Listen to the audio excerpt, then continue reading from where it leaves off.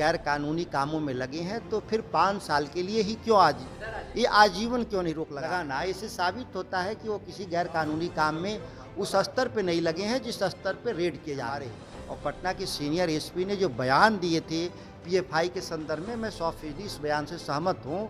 यह बिहार के भीतर कृषि क्षेत्र के लिए जो घोषित लक्ष्य है वह लक्ष्य तय करने में भारत सरकार और राज्य सरकार मिल के तय करता है।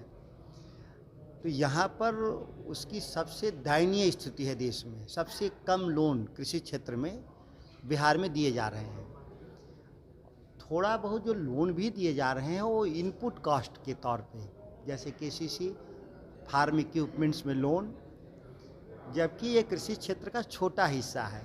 बड़ा हिस्सा है पोस्ट हार्वेस्ट मैनेजमेंट में, जिसमें हम फूड प्रोसेसिंग यूनिट कृषि क्षेत्र में लगाते हैं, जिससे किसानों की आमदनी बढ़ती है। जब आमदनी बढ़ेगी तभी उसका रीपेमेंट कर सकता है। जो लोन लेगा तभी ना रीपेमेंट करेंगे जब उसको हम आमदनी बढ़े।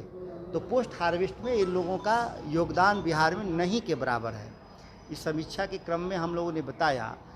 दूसरी तरफ ऐसा नहीं है कि बिहार में कृषि क्षेत्र में लोन नहीं दिए जा रहे हैं, लोन दिए जा रहे हैं। ये जितने भी हमारे जो बैंकर्स हैं वो लोन दे रहे हैं एनबीएफसी के जरिए, नॉन बैंकिंग फाइनेंस कंपनियों के जरिए, जो 18 से 24% ब्याज पर सलीना दे रहे हैं। एक तरह से सूदखोरों से भी ज़्यादा पैसा ले रहे हैं।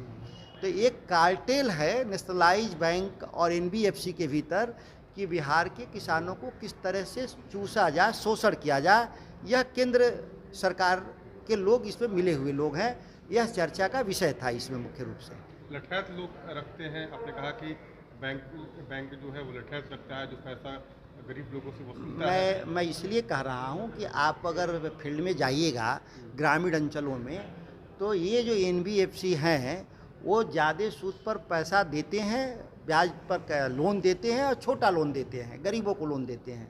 और वसूलने के लिए चूँकि उनको भरोसा है कि हम इनसे वसूल लेंगे हाथ ऐंठ के, या आप कह सकते हैं बिहार में खबरें छपती रहती हैं। अभी या इनकम टैक्स डिपार्टमेंट और सीबीआई ने छापे भी मारे थे बहुत सारे गुंडा बैंकों पर।